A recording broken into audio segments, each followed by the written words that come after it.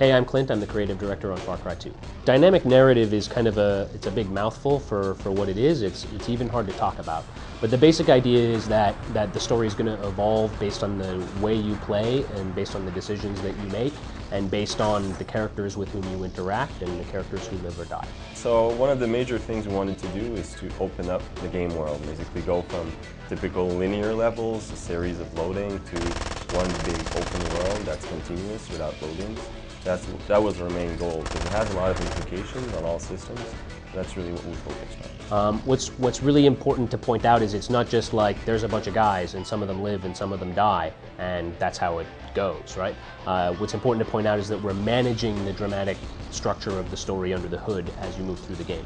The character you choose, in fact, we kind of strip away his character and he becomes the vessel that you fill, right? So if you choose, like, I don't know, if you choose Andre because you think he's interesting, then you're going to see your avatar as Andre and you're going to be playing Andre, but Andre's personality isn't coming through. If you want to meet Andre and understand Andre, you have to play a game where Andre is one of the buddies and you have to meet him and see what he's all about that way.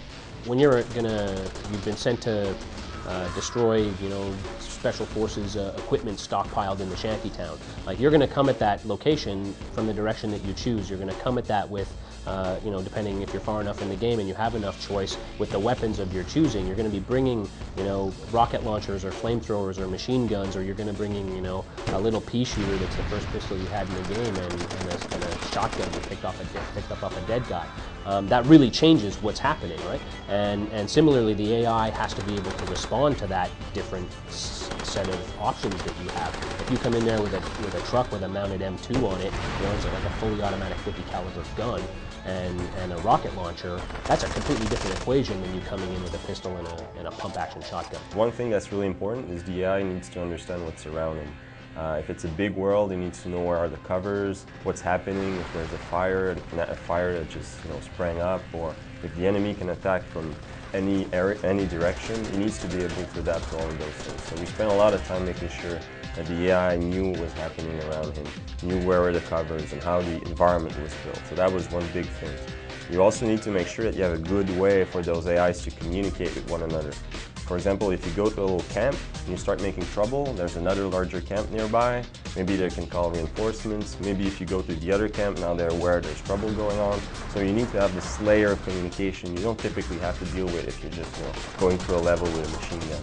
A lot of times in an open fight, you're going to look for an indoor situation because it allows you to limit the angles the AI can come at you. But as you get to the middle part of the game, suddenly you're fighting 4 guys and fall back into a building to heal, and 3 grenades come in the windows at the same time. You're like, oh man, time to change my tactics, right?